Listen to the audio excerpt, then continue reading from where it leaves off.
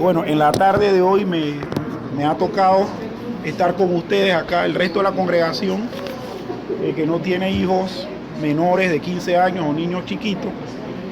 Y el pastor, bueno, me sugirió, el pastor me dijo que podíamos tocar un tema libre.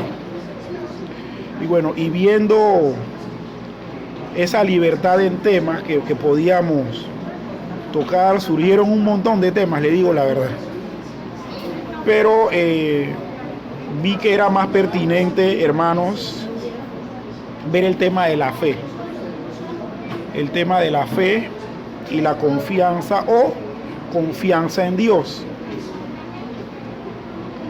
Y bueno, aquí tenemos nosotros, hermanos, en la pantalla, que la palabra fe en la Biblia significa confianza.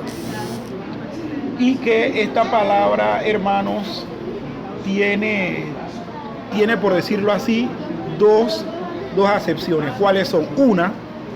Una es la que tiene que ver con la seguridad o confianza que uno tiene a Dios, es decir, que uno está seguro de que Dios va a hacer eso, ¿no? Entonces, esa es una de las acepciones. Y la segunda acepción es la que tiene que ver con el cuerpo de creencias que tenemos como cristianos. Nosotros tenemos un cuerpo de creencias que son distintivas del cristianismo, y esa también es nuestra fe.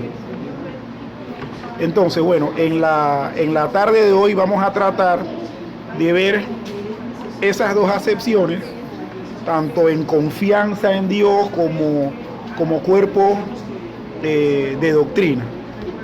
Así que bueno, hermanos, vamos a iniciar pues con una oración, pidiéndole a Dios que Él sea quien tome control de todo lo que se diga en la tarde de hoy. Oremos.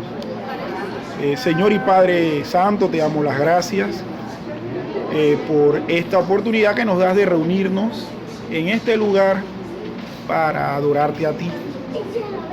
Señor, en estos momentos, en los distintos grupos, está tratándose tu palabra, o está tratándose algún tema concerniente a tu palabra, con base en tu palabra. Así que te pedimos que nos guíes a todos, y especialmente a nosotros con esta temática que es la fe o la confianza en ti, Señor. Ayúdanos a poder entenderla, Señor, a poder arraigarla y también a poder practicarla. Señor, sé tú con nosotros, porque al fin y al cabo, entendiendo bien este concepto, esta idea, terminamos también dándote gloria y honra que tú te mereces, Señor. Gracias, Señor, en el nombre de tu Hijo Jesús. Amén. Bien, mire, en la tarde de hoy vamos a estar viendo tres aspectos. Uno, hermano, es la verdadera fe o confianza en Dios. Vamos a estar viendo también la falsa fe o una confianza basada en un falso fundamento, y la aplicación que tiene a nosotros los creyentes esas dos acepciones. Y entonces tenemos aquí, hermanos, un cuadro que en donde están contrastadas la fe basada en certeza verdadera y la fe basada en una certeza falsa. Y ahí están los versículos.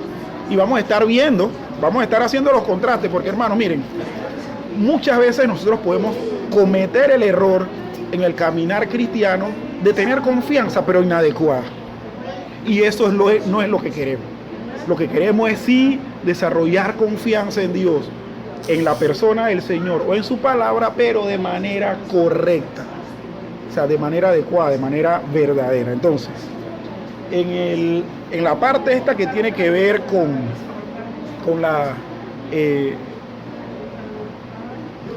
la fe basada en una certeza verdadera. Voy a pedirle a algunos hermanos que estén buscando los pasajes. Y voy a pedirle a Anderson que esté buscando Hechos capítulo 27, versículos 22 al 25. Lo tienes ahí. Cuando se te dice que lo leas, hermano, usted lo lee. Le voy a pedir a la hermana Adela que esté buscando 2 de Timoteo 1:12. 1:12. A la hermana Gloria. El hermano Gabriel, perdón. Sí, el hermano Gabriel. Habacuc. Ajá. Habacuc capítulo 3 del 17 al 19. La hermana Gloria. Filipenses 1:6. Filipenses 1:6. El hermano César va a estar leyendo Primera de Samuel 17 del 45 al 50. Entonces, Habacuc capítulo 3 17 al 19. Entonces, vamos a leer estos pasajes, hermanos, estos versos de la Biblia, estos textos.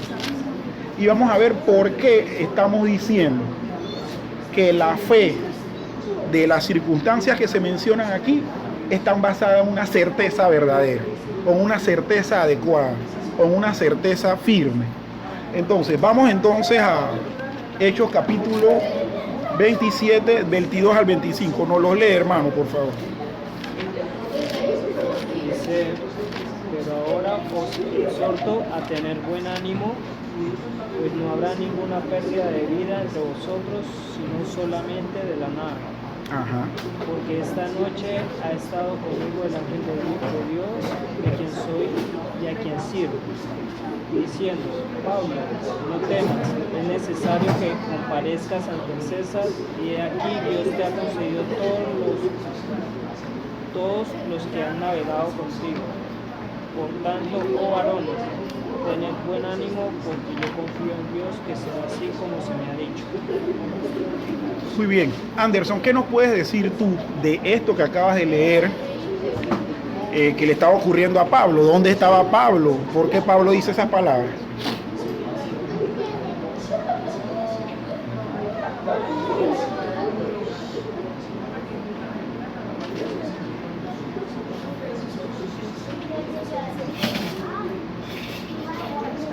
Acá más o menos el versículo dice que Pablo como que estaba arrestado.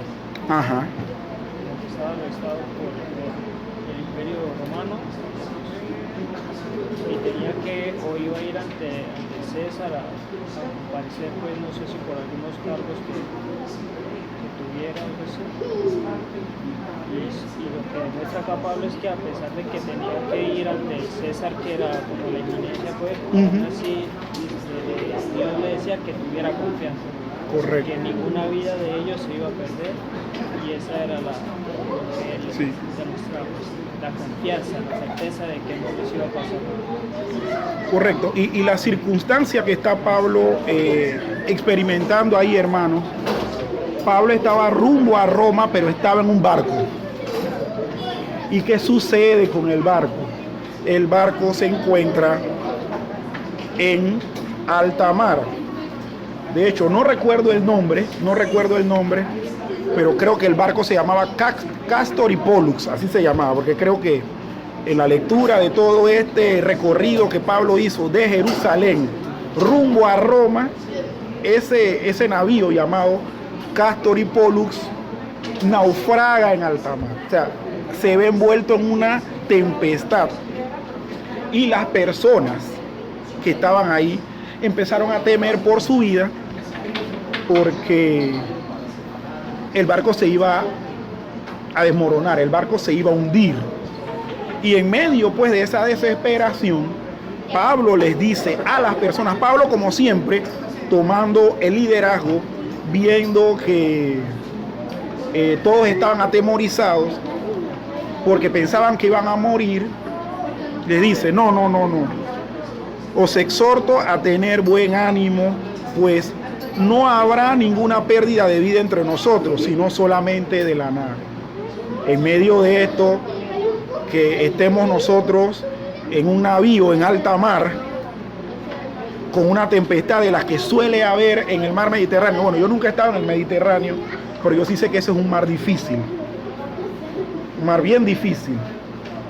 Que una persona me diga esto, y este loco que le pasó. Pero Pablo dice lo siguiente: porque esta noche ha estado conmigo el ángel de Dios, de quien soy y a quien sirvo, diciendo: Pablo, no temas, es necesario que comparezcas ante César, y he aquí Dios te ha concedido a todos los que navegan contigo. Entonces, Pablo está basando su certeza, su seguridad, su confianza en Dios en una palabra que había recibido de un ángel, de Dios mismo, porque ese ángel de Dios es precisamente, bueno, una manifestación de Dios, porque él dice mismo: de quién soy y a quién sirvo, diciéndole que no temiera, porque lo único que se iba a perder es la nave. De hecho, nosotros, si seguimos leyendo, vamos a ver que ellos naufragan en la isla de Malta, y que allá Pablo, cuando llegan, hay gente esperándolo. Dice que se le enrolla una serpiente en la mano, y él simplemente se sacude y la serpiente se va. Entonces, realmente se cumplió esa palabra que Pablo recibió la noche anterior, y nadie murió. Solamente se perjudicó el navío, y todos llegaron a salvo a buen puerto, a la isla de Malta. De hecho, la isla de Malta, para los que saben algo de geografía, la isla de Malta es aquella isla que está, es una de las islas chiquitas que está un poquito más alejada de la bota de Italia. La isla de Malta está ahí, en medio del mar Mediterráneo. O sea que lo que faltaba para llegar a Roma no era mucho.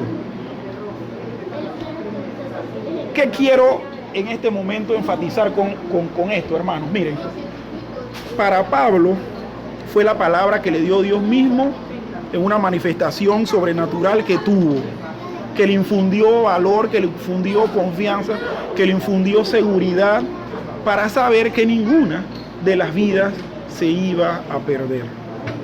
Nosotros, hermanos, debemos tener una fe basada precisamente en la palabra de Dios que está registrada, que ya no fue revelada y que está contenida en la Biblia. Nosotros debemos tener este paralelo que Pablo tuvo en una circunstancia muy especial, en donde el ángel le dijo: no temas, porque nadie se va a perder, solamente se va a estropear la nave. Pero nosotros, concerniente a nuestra fe, debemos tener confianza precisamente, o basar lo que nosotros creemos, o tener seguridad de lo que vamos a decir, en lo que contiene este libro. Hoy en día hay personas que quieren replicar experiencias como la que tuvo Pablo, y la quieren hacer válidas. La pregunta que se puede desprender es: ¿por qué a Pablo sí se le puede aceptar esa experiencia y a las actuales experiencias de gente que tiene visiones no? Bueno, es que Pablo era un apóstol. Y Pablo estaba recibiendo palabra de Dios para registrarla precisamente en las Escrituras, para formar y para escribir las cartas. Cartas que hoy en día son parte de la revelación de Dios para nosotros. Pero ninguno, correcto, pero ninguno de los que recibe revelación hoy introducen o insertan sus mensajitos o sus visiones a la Biblia. Se hace este parangón precisamente porque la mayoría de las cosas que Pablo enseñó en las epístolas las recibió de esta manera. Las recibió orando, las recibió teniendo comunión con Dios, etc. Las recibió leyendo las escrituras del Antiguo Testamento. Y Pablo posteriormente entonces enseña todas las doctrinas que Pablo enseñó. Pero hoy en día, con ninguna otra persona, hermano, eso se da. Muchos, y para mí esto es un poco preocupante, muchos están prestando o inclinando sus oídos a revelaciones de personas por ahí. Y miren, en vez de esas revelaciones, llevarlas, revelaciones entre comillas, llevarlas a las escrituras, lo que hacen es que lo alejan de él. Miren, esto que estaban contando y que pasó la semana pasada allá en la comarca, no de Buglé, pero más bien fue en la parte buglera, en la que está en Veraguas. Estas sectas reciben supuestas revelaciones a cada rato y supuestamente mataron a las personas, a los niños, eso porque ellos eran pecadores. ¿Quién le reveló esa cosa a estas personas? No fue Dios. Por lo tanto, hermanos, nosotros debemos tener cuidado. Si vamos a decir mi fe la tengo basada en la palabra de Dios, cuando nos referimos a la palabra de Dios, va a ser precisamente en la Biblia. No hay más nada, hermano, ni siquiera en la opinión del más claro ni el más lúcido de los predicadores y maestros bíblicos. Va a ser precisamente en lo que la Biblia misma nos dice. Y lo que, hermanos, y lo que la ortodoxia histórica nos dice que debemos creer. Y cuando hablamos de ortodoxia histórica, nos estamos refiriendo a esa historia del cristianismo que viene creyendo doctrinas y que se mantienen hasta hoy. Esas son las cosas que debemos creer. Nosotros no debemos estar inventando cosas que los apóstoles no enseñaron, ni que Jesucristo enseñó, ni que están contenidas en la Biblia. ¿Qué debemos creer nosotros? Lo que ya se nos fue dejado y se nos fue concedido para que lo aprendamos. Pero usted se dio cuenta que el famoso profeta de allá de Alto Terrón, él citó un personaje del Antiguo Testamento. Usted sí, él citó al hijo de Adán y Eva. ¿A quién? A Abel. A Set. Él citó a Set. Set era que le había dado. Imagínense, Set. Set, porque de Set es que viene el linaje de yo creo que más que Set con T al final fue Set con D.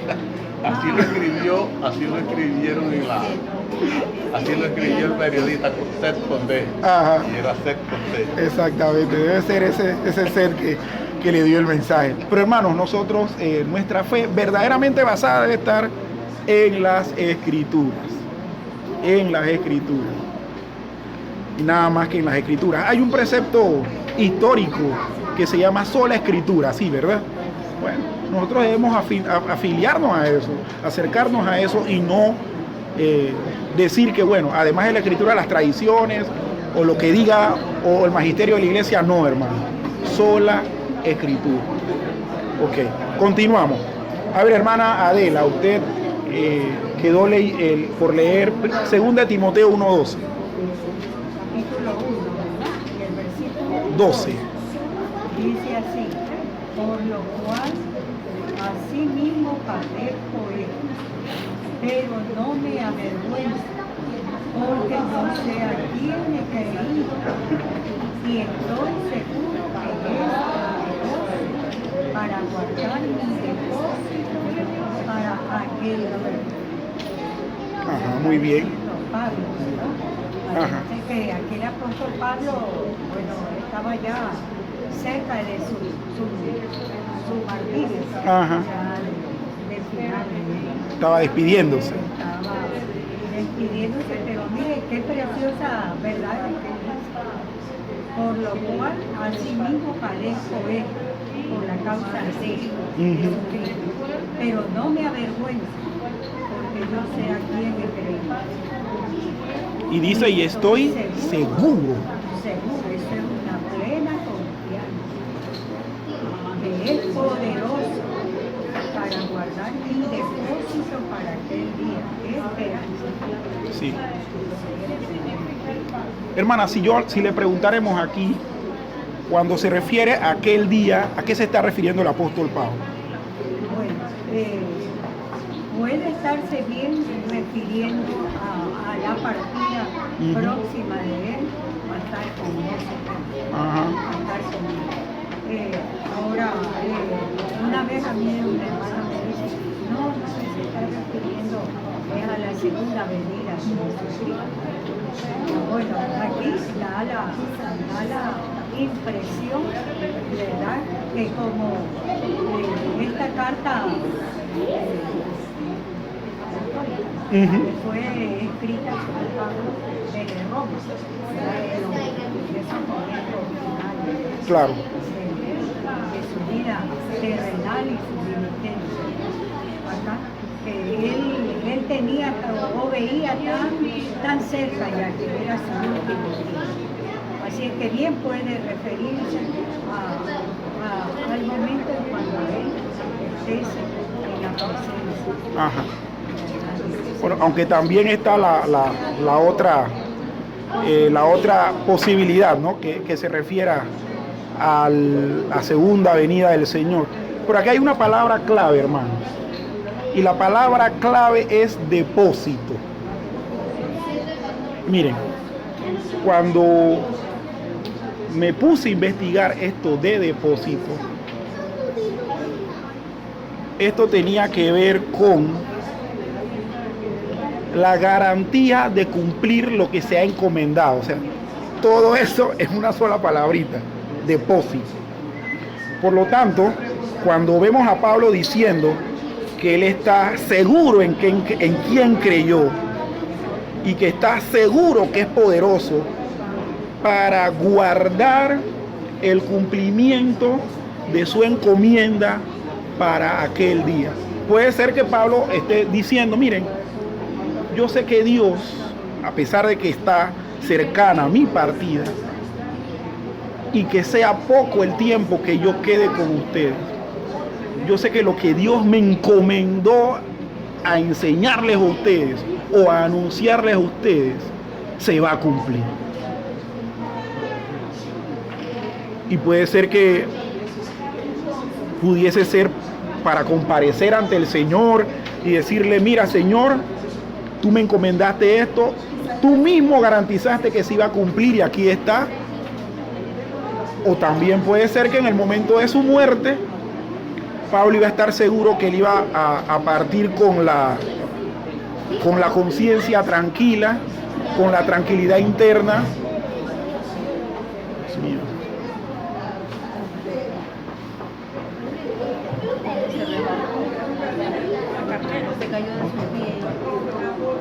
Sí, wow. Que con la tranquilidad interna de que Dios le iba a hacer cumplir su ministerio. Ustedes saben, hermanos, que viendo un poco el pasaje anterior, que era de Hechos 27, el capítulo 27 y el capítulo 28 habla acerca de ese navegar de Pablo, el naufragio y luego de la llegada a Roma. Y saben que en el capítulo 28 se dice que Pablo alquiló una casa y por 2 años más estuvo predicando el evangelio. Entonces dice que la gente lo visitaba, que él estaba como en una casa por cárcel, una medida cautelar, pero que no se le impedía que lo visitaran, que le preguntaran y que él siguiera compartiendo el mensaje. Miren, a pesar de que la causa por la que iban a encarcelar a Pablo era precisamente porque estaba propagando una religión ilegal, los romanos le permitieron 2 años más. Pero la pregunta es, basado en lo que Pablo está diciendo en Timoteo, en 2 de Timoteo, oiga, el Señor fue lo suficientemente garante de cumplir la encomienda que le había dado. Pablo lo hizo. Pablo murió, muchos dicen que crucificado, pero antes de morir crucificado, él estaba seguro que Dios era capaz de guardar su depósito hasta antes de morir o hasta antes de llegar el día del Señor cuando vengan en gran gloria. Creo que está hablando del día del Señor. Ajá. ¿Por qué, Anderson? Más abajo dice, o sea, viene hablando, le dando instrucciones a Timoteo, guarde la palabra, y al final vuelve y repite como que se concedan el Señor que haya misericordia misericordia cerca del Señor en aquel día. Ujú. Vuelve y otra vez repite en aquel día, está hablando del Señor. Correcto. En un futuro, que podría ser su muerte o también Sí. la segunda venida de él. Oiga, es que sabe que también, el que estaba preparado para morir hoy está con Cristo. Está preparado para Ese cuando joven llegue está ese día preparado también. para la Entonces hora. caben las dos posibilidades, hermano. Eso no debe ser motivo de enfranque. Muy bien. No, pero está bien, hermano. Sí, O sea, hace la interesante. conexión del Señor y de aquel día. Ajá. Recuerde que siempre él utilizaba esta frase, el día del Señor. Haya misericordia cerca del Señor en aquel día. Y así aquel. Sí. Bien, hermano, está bien. No, o sea, no es algo que nos va a hacer caer en la heterodoxia, ¿no? Sí. Así que eso podemos pasarlo por alto por el momento. Bien, en tercer lugar, entonces tenemos Habacuc 3, 17 al 19, hermano Gabriel. Habacuc. Si Dios me da un hijo, yo le voy a poner a Habacuc. Habacuc Tuñón. Ah, ya la máquina. César Habacuc. César Habacuc. Cariño, Habacuc. La cosa es cuando ese niño empiece a soltar palabras. A ver, hermano, Habacuc 3. De mi esposa está sin Habacuc. Del 17 al 19. Ajá. Al principio nos costó encontrar este pasaje. Oh, Parece que mi Biblia no lo entendía. no tenía Habacuc. Está buena esa. Ya descubierto eso. Aunque la higuera no florezca, Ujú. ni en las vides haya fruto, aunque falte el producto de los ríos, y los labrados no den mantenimiento, y las ovejas sean quitadas de la majada y no haya vacas en los corrales ni nada. Con todo, yo me alegraré en Jehová y me gozaré en el Dios de mi salvación. Jehová el Señor es mi fortaleza, el poblado de mis pies no será cierto, y en mis alturas me hace bastante. Mucha confianza Ujú. en Dios. Hermano, ¿por qué Habacuc dijo eso? ¿Por qué Habacuc tenía esa confianza en que aunque la higuera no floreciera y no hubiera vides en los frutos y que faltara el producto del olivo y en las majadas no hubiera ni vacas, ni ovejas, ni nada de eso? ¿Por qué Habacuc tenía esa confianza? ¿Y por qué lo plasmó aquí? ¿Qué pasaba en ese momento con Habacuc? Bueno, Habacuc es similar a cada uno de nosotros. Ajá. En una situación difícil. Muchas veces optamos por buscar lo que no es de Dios.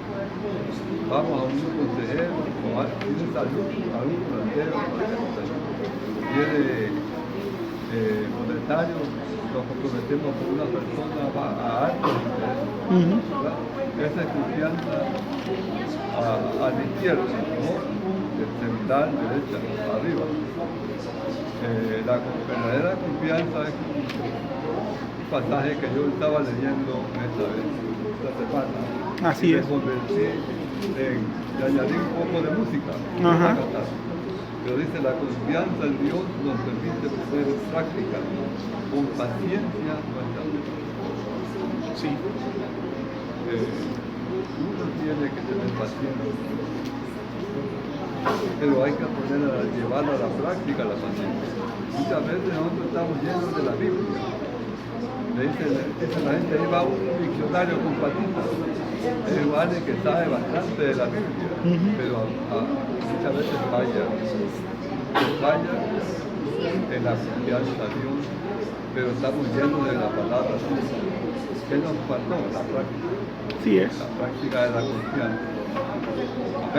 Amén. Hermanos, vayamos un momentito al capítulo 1 de Habacuc y leamos los 4 primeros versículos para que sepamos realmente quién era Habacuc y qué circunstancia la que estaba experimentando Habacuc, que al final dice lo que dice. Dice así: la profecía que vio el profeta Habacuc: ¿hasta cuándo, oh Jehová, clamaré y no oirás? Y daré voces a ti a causa de la violencia y no salvarás. ¿Por qué me haces ver iniquidad y haces que vea molestia? Destrucción y violencia están delante de mí, y pleito y contienda se levantan. Por lo cual la ley es debilitada, y el juicio no sale según la verdad, por cuanto el impío asedia al justo, por esto sale torcida la justicia. Y vamos a ver posteriormente del versículo 5 al 11 que se anuncia que los caldeos, así se le llamaban a los que habitaban el sur de lo que era Mesopotamia, iban a castigar a Judá. Entonces, ¿quién era Habacuc? Habacuc era uno de los 12 profetas menores que estaba viviendo la circunstancia de corrupción del sacerdocio, política de los reyes del reino del sur, y que en muchos aspectos él sentía como que Dios estaba tardando mucho, pero que al fin ese castigo o ese jalón de oreja vino cuando Nabucodonosor invade el reino de Judá y se los lleva cautivo por 70 años a Babilonia. Entonces estamos viendo aquí una profecía donde se le advierte, una de las tantas, porque Isaías también habló de lo mismo, pero una de las tantas profecías es donde al pueblo de Judá, a los reyes, a los sacerdotes que ofrecían corderos patiquebrados, tuertos, con defectos, se robaban la plata de las ofrendas, hacían desastres, y él denunciando esto, diciendo, anticipando que va a haber castigo, castigo que llega, al final del texto vemos que dice que aunque la higuera no florezca, que ni en las vides haya fruto, aunque falte el producto del olivo, y los labrados no den el mantenimiento, y las ovejas sean quitadas de la majada, y no haya vaca en los corrales, con todo yo me alegraré en Jehová, y me gozaré en el Dios de mi salvación. Jehová es el Señor es mi fuerza, el cual hace mis pies como de ciervas, y en las alturas me hace andar. Habacuc estaba seguro, obviamente porque Dios también se lo había anticipado, que iba a venir una restauración posterior a eso, y que aunque no viniera, él no iba a dejar de confiar en Dios. Y yo creo que Habacuc tenía mucha razón para tener esa confianza, porque la historia del pueblo de Israel está plagada de situaciones donde ellos pecan, el Señor los castiga y luego después los renueva. Por ejemplo, como en la época de los jueces. Cuando ellos pecaban, dice que Dios les mandaba un pueblo para hacerlos entrar en razón y luego después los libraba. Imagínense la confianza que tenía Habacuc, pero la tenía una confianza basada en conocer el carácter de ese Dios, que sabía que por amor, a pesar del castigo, él iba a traer restauración, y aún si no la trajera, él iba a seguir confiando, porque valía la pena seguir confiando en ese Dios. Entonces vemos aquí otro ejemplo más de una fe basada en certeza verdadera. Esto en lo cual basó Habacuc. ¿Es una certeza verdadera o una certeza falsa? Saber que el carácter de Dios siempre es tener misericordia de su pueblo y garantizarle el bien a pesar de.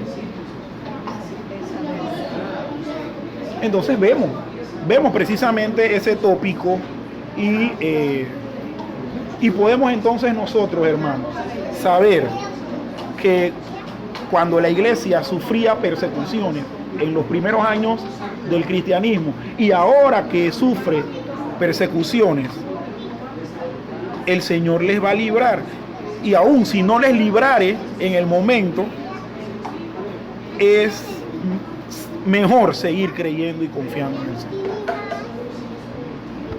Usted sabe que yo estaba escuchando esta mañana no fue al pastor Sugel, fue otro, porque él no predicó hoy, fue uno de sus colaboradores. Y ese señor decía que en un escrito anónimo histórico del Imperio Romano se decía que una persona le dijo al César del momento: miren, ya paremos de perseguir a estos cristianos, porque cuando ellos están muriendo en los coliseos, ellos están cantando. O sea, no vamos a poder exterminarlos, porque ningún reino donde la gente muere cantando es eliminado. Y eso se lo dijo un general. ¿Por qué? Porque los generales romanos estaban acostumbrados que cada vez que aniquilaban a un pueblo, eso era grito, espanto, llanto. Y sin embargo, estos cristianos, tras que los exponemos al bochorno público de que los leones se los coman o los gladiadores los traspasen, ellos andan cantando. Y dice que le dijo: mejor dejemos de perseguirlos ya. O sea, ¿vale la pena seguir confiando en el Señor? Claro que sí, vale la pena. Tanto así que eso caló en el pensamiento de ese general romano, que no se sabe quién fue porque fue un escrito anónimo. Bien, entonces Filipenses 1:6 le tocaba a Gloria. Léanos, hermana, con voz alta, fuerte, así como la del señor César Reyes. Estando persuadido de esto, que el que comenzó en vosotros la buena obra la perfeccionará hasta el día de Jesucristo. Ok, así mismo como les pregunté a los hermanos, ¿qué piensa usted de lo que se está diciendo ahí? ¿Y a qué se refiere con eso el día de Jesucristo? ¿Se refiere a aquel día, como decía don Anderson, al día del Señor de su venida? ¿A qué se está refiriendo este pasaje? Y más que nada enfocada en lo que es la fe basada en certeza verdadera.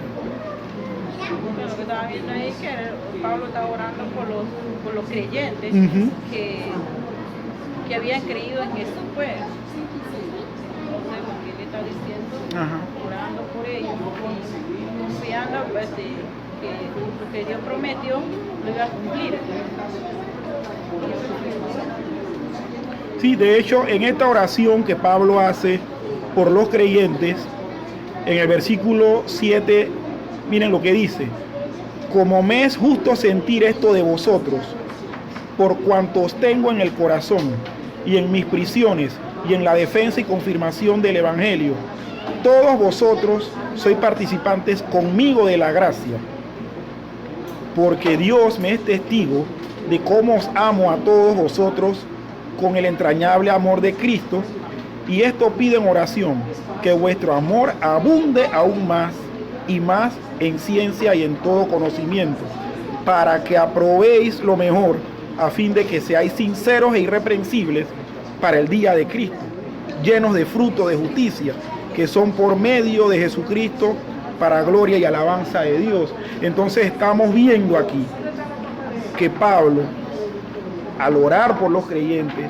está diciendo que su oración es para que ellos abunden en el Señor, pero que él está convencido de que el que comenzó en esos por los que él está orando va a completar, va a dar por terminado, por perfeccionado la obra que empezó en él. Y es una promesa de Cristo. Entonces, Pablo, como dice la hermana Adela, la mayoría de las cartas de Pablo fueron escritas desde la cárcel, y uno se va a dar cuenta por el tono en el que las escribe, ¿no? Muchas veces como triste, como afligido. Pero Pablo está diciendo, hermanos, el que comenzó en ustedes la buena obra, dando a entender que no fue él, la va a terminar y la va a perfeccionar. Así que, hermanos, nosotros tenemos la promesa de Cristo de que nosotros podemos estar confiados de que de aquí a un par de años más nosotros vamos a madurar en la fe. Pero si no madura, entonces no es culpa de falta de cumplimiento, es dejadez de uno. Pero si nosotros le metemos el empeño, estudiamos la Biblia, nos metemos en la comunión con Dios, oiga, eso es más que seguro que el que empezó en nosotros la buena obra la va a perfeccionar.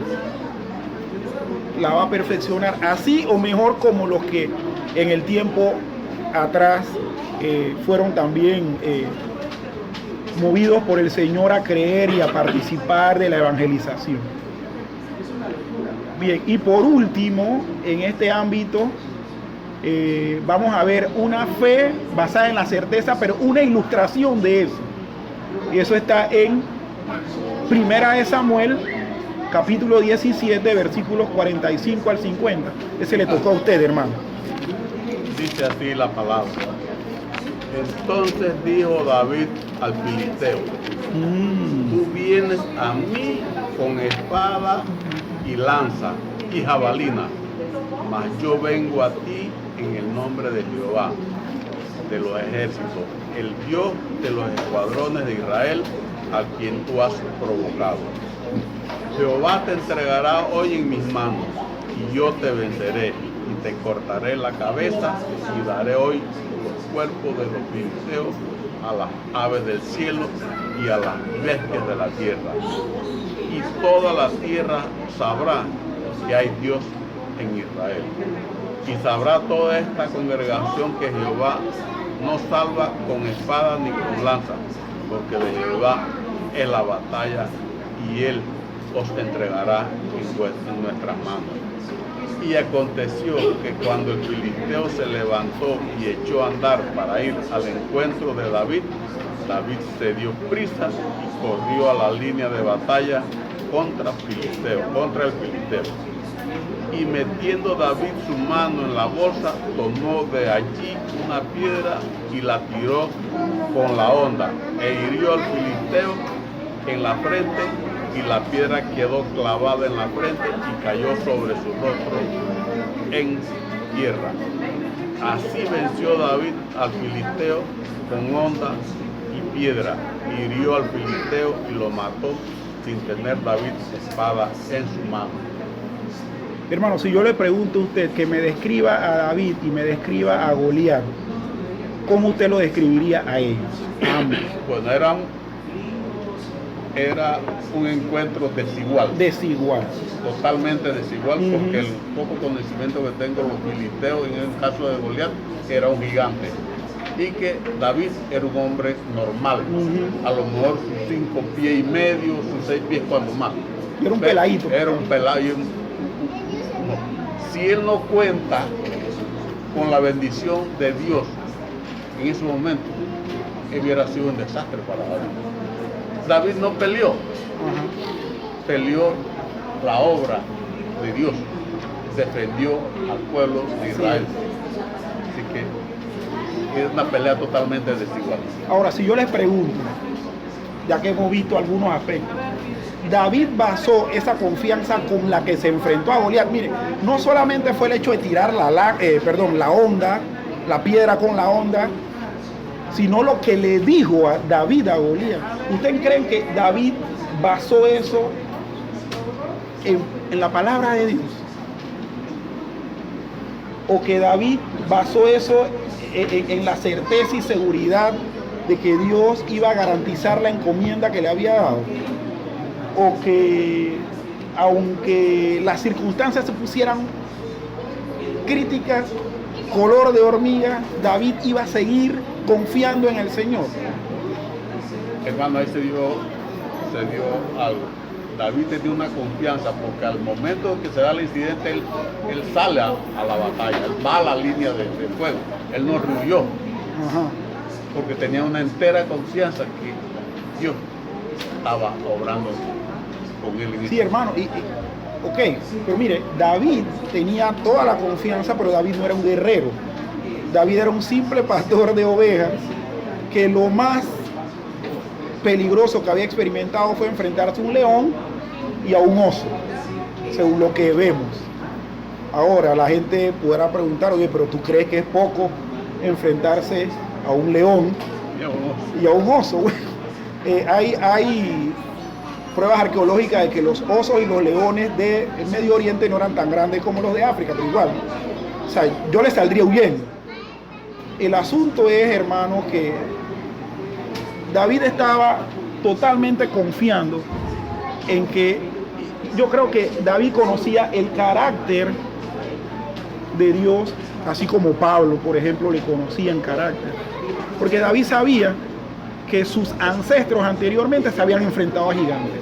Cuando ellos salen de Egipto y demoran 40 años en el desierto y los espías van a ver, lo primero que vieron, que fue un informe negativo, es que esa era tierra de gigantes. Y cuando entraron, no conquistaron esa tierra y no vencieron a esos gigantes. Por lo tanto, David estaba seguro que el que había ayudado a vencer esos gigantes otrora era el mismo que le iba a ayudar a vencer el gigante en ese momento. Y miren, David le pusieron una armadura que no le quedaba, le pesaba mucho, y David dijo, no, yo mejor voy a lo mío. Goliat estaba con una lanza, con una jabalina, con todo el pertrecho, y bueno, esa onda salió con la suficiente potencia, no creo que de David, para clavársele en la frente y matarlo. Así que, hermanos, aquí vemos una ilustración. Ilustraciones de tener una certeza verdadera en Dios, hay muchas. Pero bueno, quisimos traer esta porque es una de las más conocidas. Y miren, algo que David apela ahí. En el versículo 45 dice: entonces David dijo al filisteo, tú vienes a mí con espada y lanza y jabalí. O sea, David no iba con eso. Sin embargo dice, yo vengo a ti en el nombre de Jehová de los ejércitos. El ejército de Saúl en ese momento, que era el rey de Israel, no era un ejército tan adiestrado como el filisteo. Los filisteos eran gente dada a la guerra, aunque los apambincharan, pero ellos todos los años estaban en guerra. De hecho, los filisteos hicieron guerra hasta con los egipcios, pero no les tenían miedo, ellos eran gente de guerra. Los hebreos no. Los hebreos habían tenido que tener una transición muy rápida de ser pastores de ganado a hombres que se iban a enfrentar con escudos y con espadas en un campo de batalla. No eran, pero David sí le dijo algo a Goliat: tú vienes a mí como un guerrero, como un soldado, pero yo vengo a ti en el nombre de quien tiene mejores ejércitos que tú, en el nombre de Jehová de los ejércitos. La confianza que tenía David en Dios era extrema, hermano. Era extrema. Tanto así que esa confianza que David tenía preocupó a su padre, preocupó a sus hermanos. Los hermanos pensaban que David iba a ser convertido en carne molida ese día. Sin embargo, por él confiar en Dios, sucedió todo lo contrario.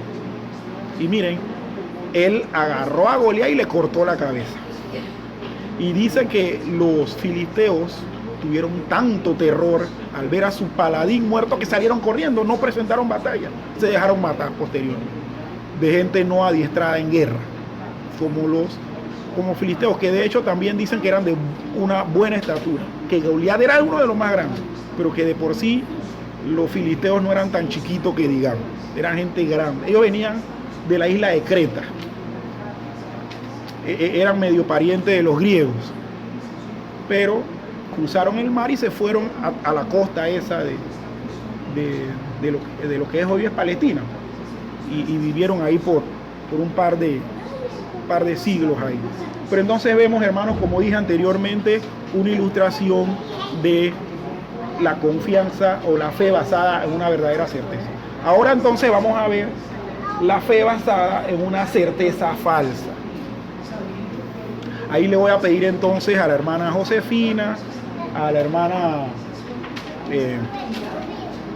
Lorena, a los hermanos Mariscal y nuevamente a Anderson que nos estén leyendo algunos pasajes. Pero la primera certeza falsa, en la que podemos basar la fe es en cosas o en el uso indebido de ciertas cosas. Ahora le pido a la hermana ahí mismo en Primera de Samuel 4 del 5 al 11. Dice así la palabra: Aconteció que cuando el arca del pacto de Jehová llegó al campamento, todo Israel gritó con tan gran júbilo que la tierra tembló.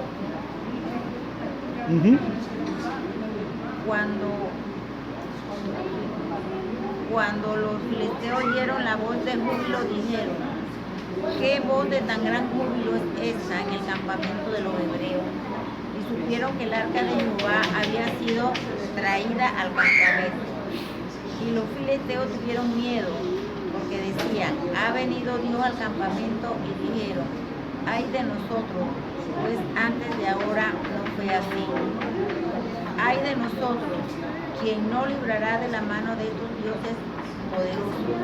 Estos son los dioses que hirieron a Egipto con toda plaga en el desierto.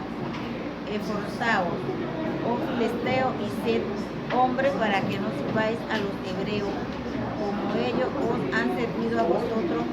Sed hombre y pelead. Pelearon pues los filisteos, e Israel fue vencido, y huyeron cada cual a su tienda, y fue hecha muy grande mortandad, pues cayeron de Israel 30,000 hombres de a pie. Y el arca de Dios fue tomada, y muertos los dos hijos de Elí, Ofni y Finés. Muy bien, hermana.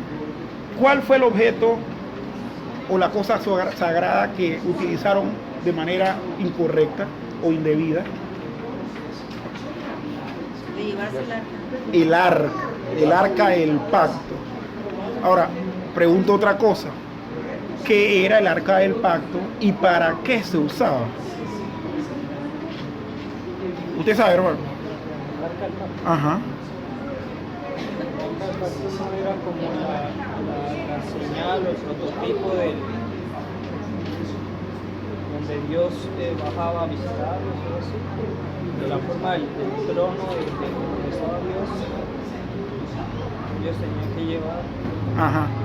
¿Y dónde estaba ese arca o dónde debía estar el arca siempre? En el lugar santísimo. En el tabernáculo, y cuando dejó de habitar el nombre de Dios en tiendas, en el templo. Ahora, ¿había alguna instrucción en la ley, en el uso de los utensilios del tabernáculo, que dijera que cuando había guerra había que llevar el arca a la guerra? No. Pero ahora sí les digo, ellos cometieron ese error antes, nada más que esa vez no hubo problema. Fue cuando rodearon Jericó, ellos iban dando voces y gritando y soplando cuernos, pero simplemente caminaron. El asunto es que en esta ocasión el arca la metieron en el mismo frente de batalla. ¿Y qué ocurrió? Que la perdieron. Y por creer que porque el arca iba a estar ahí, Dios se iba a manifestar y los iba a ayudar a la victoria, no les resultó. Perdieron y murieron 30,000 hombres ese día. ¿Por qué? Porque depositaron su fe en un objeto. Exacto. Y miren, anterior a eso, ustedes podrán darse cuenta que Samuel les estaba requiriendo a los israelitas, tanto a Saúl como al resto del ejército, oiga, que se arrepintieran y que se pusieran a cuenta delante de Jehová. Pero ellos no, lo más fácil era coger el arca y llevársela. Y les salió carísimo. Entonces, en la actualidad hay gente que confía en objetos. Y dentro del cristianismo evangélico habrá gente que confía en objetos. Claro que sí. Eso uno lo ve toda la semana. Cuando derraman aceite y tiran agua y hacen y deshacen. Miren, una vez yo escuché una queja de un católico romano diciendo: sí, los evangélicos nos acusan de que nosotros andamos con reliquias y demás, ellos están igual o peor ya. Qué pena, miren. Yo no podía decirles que eso era mentira, eso es cierto. Pero yo le dije, no todos. Pero al que le interesaba que no todos. Para él todos estábamos metidos en el mismo barco. No debemos basar nuestra fe en uso indebido de cosas sagradas. Hermana Lorena, usted léanos también el pasaje pusimos de referencia también Éxodo 25, 22.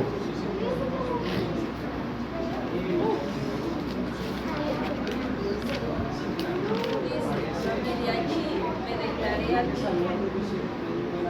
y hablaré contigo de sobre esos propiciadores entre los dos querubines que están sobre el arca de Jehová, que yo te mandare para los hijos de Israel. Miren, el arca, sí, ese mismo, miren, hermanos, el arca del pacto o el arca del testimonio, los sacerdotes podían con el presente consultar a Jehová y recibir contestación, pero esa consulta tenía que ser o en el tabernáculo en esa época o en el templo. Pero ¿qué hicieron los amiguitos Saúl y su banda? Bueno, honestamente Saúl creo que no tuvo ni que ver. Fueron Ofni y Finés, los hijos de Elí, del sumo sacerdote, que ellos sabían cómo era el asunto. Muchas veces vemos así también líderes que asusan al pueblo a que anden en estas cosas. Esos Ofni y Finés, además de eso, eran los que se acostaban con las mujeres en la puerta del tabernáculo. No sé si ustedes llegaron a leer eso.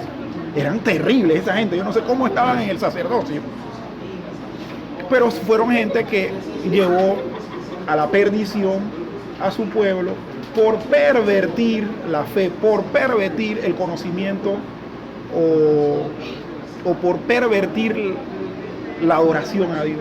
Fue algo terrible. Bien, hermana Lorena, usted misma, Números 14, del 40 al 45, vamos a ver que nosotros no debemos basar nuestra fe en presunción, o sea, no debemos ser presumidos. Números 14, del 40 al 45.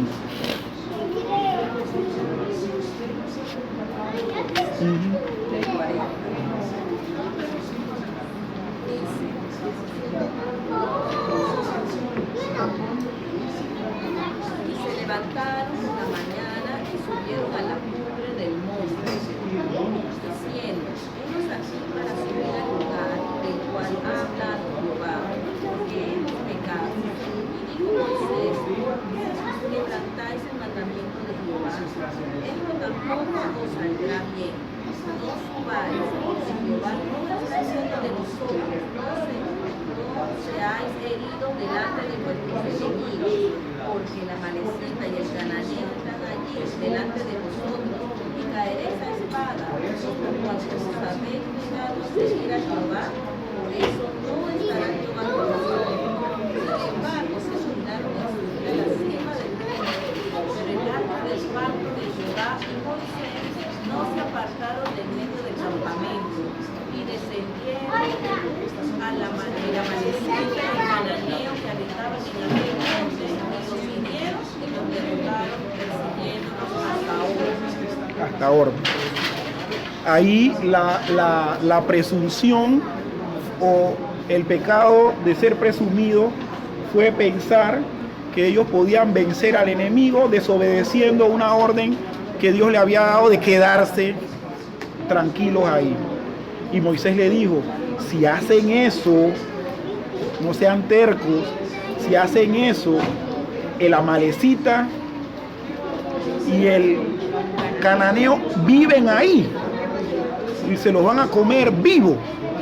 Y eso fue precisamente lo que ocurrió. Tener un exceso de confianza en uno mismo es algo que el cristiano, hermano, el creyente, no debe tener. Uno debe confiar en sí mismo, claro, yo creo que sí, pero al exceso de creer que lo que Dios dice no vale, sino lo que yo estoy pensando, porque me creo mejor que Dios, pues, porque mis pensamientos son mejores que Dios, mis decisiones son mejores que Dios, no cuesta. Y es un mal uso o una mal base de la fe. Confianza de que fueran a ganar esa batalla, podían tenerla obedeciendo las palabras que Dios le había dado a ellos a través de Moisés y hubiesen tenido victoria, pero al desobedecerla por ser presumidos, fracasaron. Hermanos, no debemos ser presumidos. Eso es creo que uno de los también más grandes pecados en cuanto a lo que es tener confianza en Dios que cometemos. ¿Por qué? Porque dejamos de tenerla en Dios y la pasamos a uno mismo. Bien, y por último, el orgullo. El orgullo. Entonces le voy a pedir a Rodney o a la hermana Doris, a cualquiera de los dos, al que ellos por consenso decidan, que Primera de Samuel, capítulo 17, versículos 43 y 44. 41 hasta 43. Y digo el filisteo a David: soy yo perro para que vengas a maldigo a David. Dijo luego el filisteo a David: ven a mí y daré su carne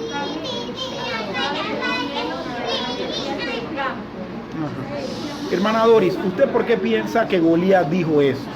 ¿Por qué fue eso, no sé, una demostración de orgullo?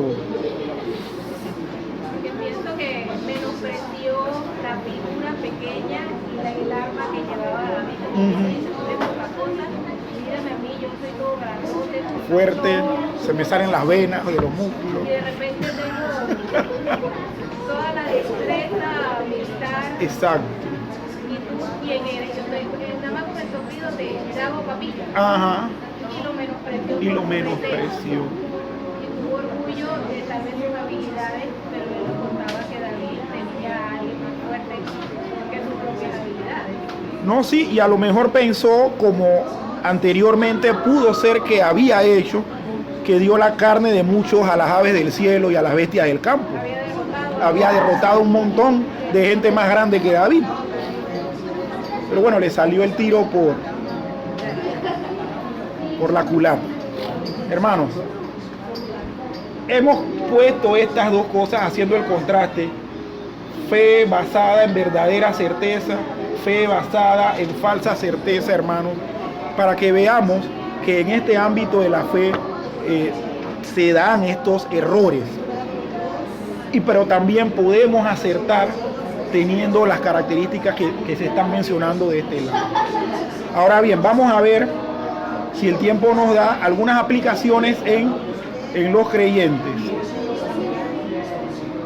Y dice lo siguiente: bueno, el creyente, la fe o la confianza en Dios tiene una fuente. La fe o la confianza en Dios se cultiva a través de la oración. Hay testimonios, también es la voluntad de Dios, es la finalidad de la fe. Nosotros vemos cosas futuras a través de la Biblia que nos van a llevar a la fe también y que debe sostenerse. Así que de la misma manera vamos entonces a estar leyendo cada uno dando nuestra impresión, ¿no? Así que bueno, ya que la hermana Doris leyó, el hermano Rodney va a leer Primera de Juan 3, 21-22. Nuevamente Anderson, Primera de Juan 5, 14 al 15. La hermana Adela, Hechos 28, 31. El hermano Gabriel, 2 Corintios 2, 3 y 7, 16. La hermana Gloria, Filipenses 1, 25. El hermano César, Filipenses 1, 6. La hermana Josefina, 2 Corintios 5, del 6 al 8. Y bueno, y yo leeré entonces Hebreos 10, 35. Vamos a ver esas aplicaciones, hermanos. Así que, con respecto a la fuente, ¿qué dice Primera de Juan, capítulo 3, versículos 21 y 22 respecto a nuestra fe? Dice así: amado, que nuestro corazón no nos reprende, confianza tenemos en Dios. Y cualquiera cosa que pidiéramos la recibiremos de Él, porque guardamos sus mandamientos y hacemos las cosas que son agradables delante de Él. Entonces, hermanos, ¿qué podemos decir? ¿Qué es la fuente de nuestra fe? Pero la fuente, ¿De dónde se origina nuestra fe? yo pienso que ahí tiene nuestra relación con Dios.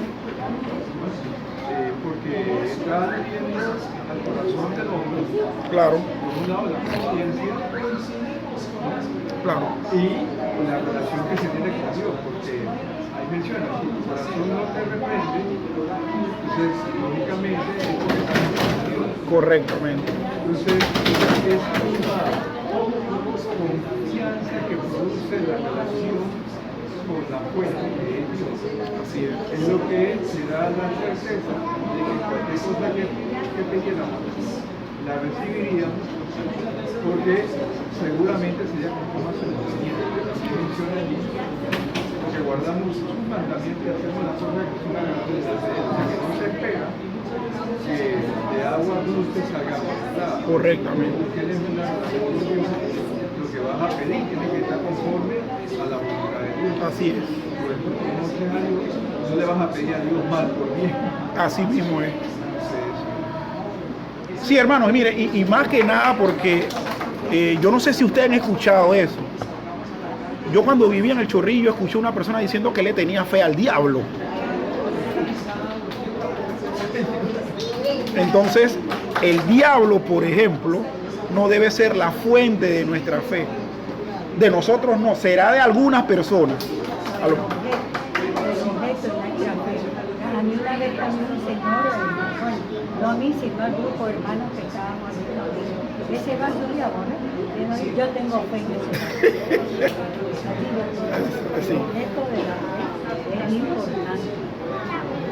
Si es Jesucristo, esto de la fe que estamos haciendo. Pero si esto de mi fe es cualquier cosa.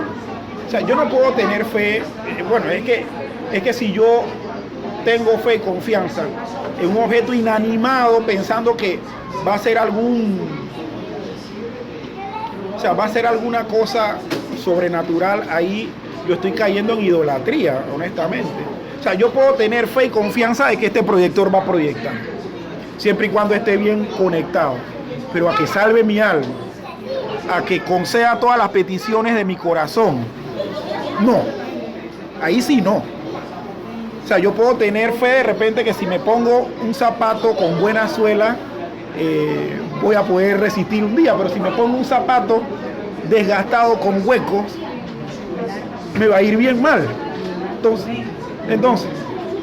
creo que como el pasaje lo vinculaste a la palabra fuente, ajá, puedo pensar en la relación. correcto. Menciono, pero hay pasajes de la hermana en donde la fe está vinculada a la persona. Por eso la persona es Cristo. Claro, Precisamente. claro. Ahora, al final nosotros sabemos que es lo mismo, y fue en la persona de Jesucristo. Pero en ese pasaje en particular está como enfatizada la relación. Claro. Se habla del corazón y habla de Dios. Pero lo que dice la hermana es cierto, es que ahora nuestra fe debe estar puesta en Jesucristo. Así Él es. sería el objeto. Pero bueno, para eso hay otros pasajes que Así es. claro. Es que la fe nuestra tiene que estar puesta en Dios, sea como Padre, Hijo, Espíritu Santo. Debe estar puesta, el objeto de nuestra fe debe ser la deidad, Dios, más nadie. Y tampoco tener fe en los hombres, como para que, o sea, yo puedo tener confianza en Ronnie, por ejemplo, que Ronnie como profesional me va a asesorar legalmente y que lo hizo ya y en verdad que fue excelente. Por lo tanto, si yo tengo alguna otra situación legal, yo acudo a él, porque ya él ganó mi confianza. Pero yo no le voy a decir a Ronnie, yo necesito que tú salves mi alma, o que me garantice que yo voy a estar en el cielo con el Señor. El Ronnie no es capaz de eso. Entonces a eso es que nos estamos refiriendo. Bien, el pasaje que seguía, hermano. Y esta es la confianza que tenemos en Él, que si pedimos alguna cosa conforme a su voluntad, Él nos oye. Y si sabemos que Él nos oye en cualquier cosa que pidamos, sabemos que tenemos las peticiones que le hayamos hecho. Muy bien, una manera que el creyente desarrolla su confianza y su fe es en base a las cosas que pida a Dios, es decir, en su ejercicio de oración. Y creo que eso es algo que no necesita mucha explicación, porque no es que no sea necesario, es ultra super necesario. Acá lo importante es, porque muchos dicen, no, entonces yo puedo pedir lo que yo quiero. No. Pero el versículo 14 lo deja muy claro, conforme a su voluntad. Dice el hermano Ronnie que levantes la voz, que él te quiere oír. Sí. Que muchos creen que uno puede, por el versículo 15 dice que él nos oye y nos pide lo que quisiera. Lo que quiere. Sí, pero el 14 nos deja claro que es conforme a su voluntad. No es lo que yo quiera, él me va a conceder lo que yo desee, sino que lo que yo pida tiene que ser conforme a su voluntad. En eso él nos oye. El que ora y ejercita su fe en base a la oración debe estar consciente de que Dios va a conceder las peticiones que estén de acuerdo a su voluntad. Ahí tengo una pregunta. Ajá, a ver, dígame, hermano. A ver si recordamos que Dios ha concedido el deseo mal querido. ¿Perdón? Que si recordamos que Dios ha concedido el deseo mal querido, el deseado mal querido, o ha respondido lo que no conviene. Bueno, la Biblia dice que Él precisamente intercede por nosotros con gemidos indecibles, porque ¿quién de nosotros sabe orar como es? Pablo dice, ninguno, sino que el Espíritu intercede por nosotros. De hecho, yo creo que ninguno de nosotros ora de manera perfecta, ¿no? No puedo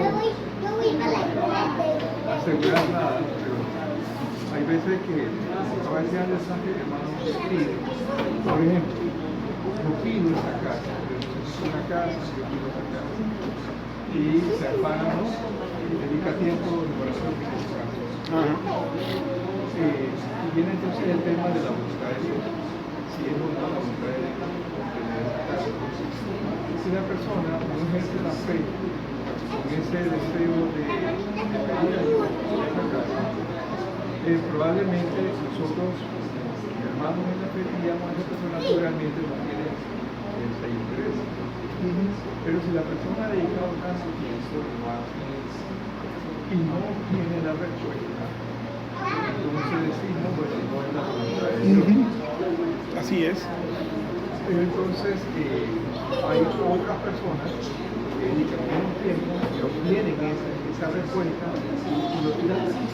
Me pareciera como que alguien tiene más fe que otro. Entonces, por ejemplo, que este es un tema bien delicado, sí, porque y yo ahí donde a veces no tengo el pasaje en la mente, pero creo que hay momentos en que Dios nos responde lo que sentimos para que nos demos cuenta de los resultados que está. Exactamente. El asunto es tratar de descubrir en realidad nuestra relación nos ayuda, nuestra confianza con Él, esa intimidad nos ayuda a pedir cosas que tenemos certeza, porque pudiéramos guardar la esperanza de lo que Él nos va a conceder. Así que también tenemos que pedir con esa esperanza, y no necesariamente sean cosas malas. Por ejemplo, la pareja no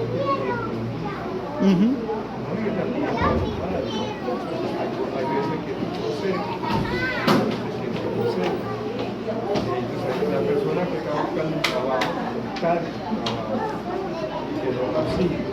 En eso hay tanto que yo pienso que nos ayuda mucho tratar de desarrollar esa relación con Dios, como para poder comprender por qué a veces Dios nos decide, a veces no. Sí. Mire, hermano, No es fácil. no es fácil. Bueno, el tiempo